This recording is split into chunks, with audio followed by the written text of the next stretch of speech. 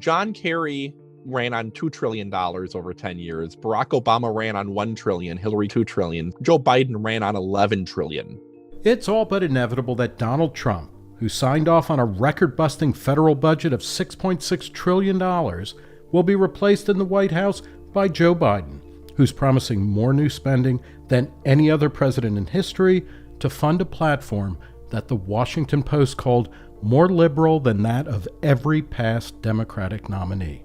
No, this is the Bolsheviks versus the Mensheviks. Yes, the Mensheviks are the moderates, but we're all so far to the left right now. It used to be $1 trillion policy would shock people, and now $1 trillion policy gets laughed at for being insufficient. Brian Riedel is a budget analyst at the Manhattan Institute who closely watches how much the federal government spends and how much it adds to the national debt. The deficit's not going to come back below $1 trillion again, I don't believe.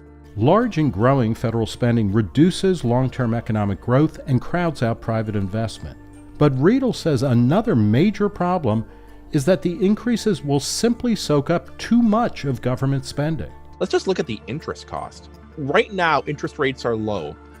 But if interest rates spike, the interest cost could absolutely destroy the federal budget. For every point interest rates rise, it costs about $1.5 or $2 trillion over the decade. Over the next 30 years, even if interest rates stay low, the principal gets so big. So then, at a certain point, the bond market gets nervous. They see the debt rising that much, and they start to demand higher interest rates.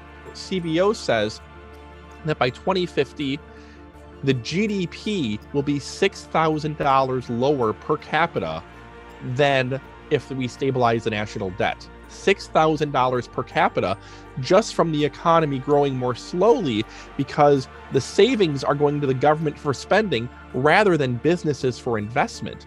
Riedel doesn't see Biden rising to the challenge of reining in spending, especially on old age entitlements such as Medicare and Social Security that are ultimately driving automatic budget increases. There's one of two paths to fixing this. Number one, you need a Ross Perot kind of person who comes and gets everybody motivated about it. I don't see that on the horizon right now because Democrats don't want to touch these programs and Republicans increasingly don't want to touch these programs because their working class base is more dependent on them. If that's the case, you need the economy to force action. If the economy starts to get sluggish, interest rates start to rise, the bond market gets nervous, that's what can force action. The problem is by that point, you're already kind of beginning a fiscal crisis and you have a lot less wiggle room and you have to be a lot more drastic, which is why I would love for there to be somebody who can motivate people to take this seriously now.